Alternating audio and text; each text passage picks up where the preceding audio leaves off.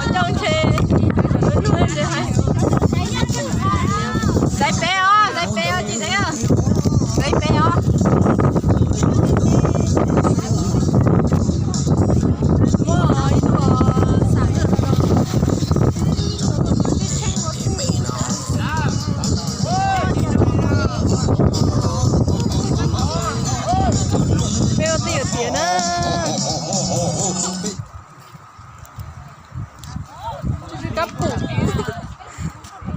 nó cắp củ hiện xứ rồi nó đúng trí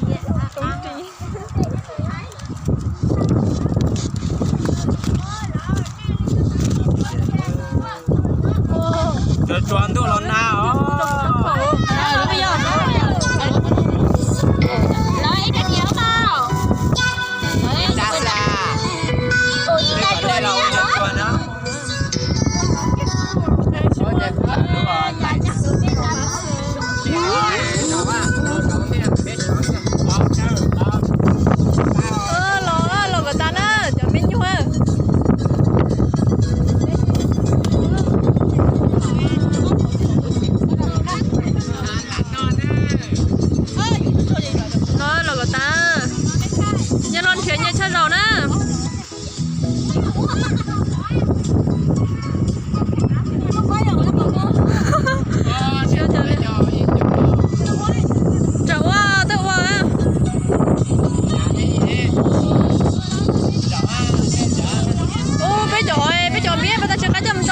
còn nữa lạnh lạnh ấy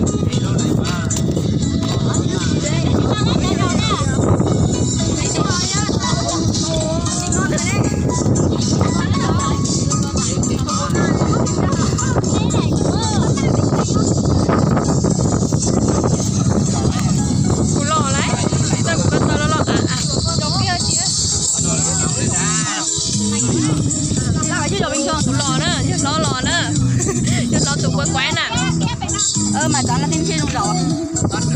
Đây chị tao lấy tiền. Wow, một chiếc tao. Rồi nó là. Cái tao đây đâu rồi xài nó.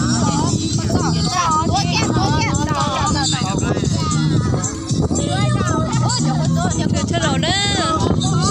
Ô, thế tội chị lại tuần tới nè. Ô, gì nó thoát liên nữa.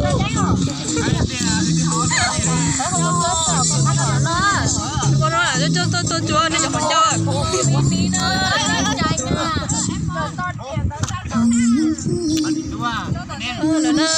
Nó thả đi nó xin nó nó hết chẳng phải chạy chỉ cho thằng con là cũng sao mà nó cũng nó cá hành tiền lúc này mà nó con là chỉ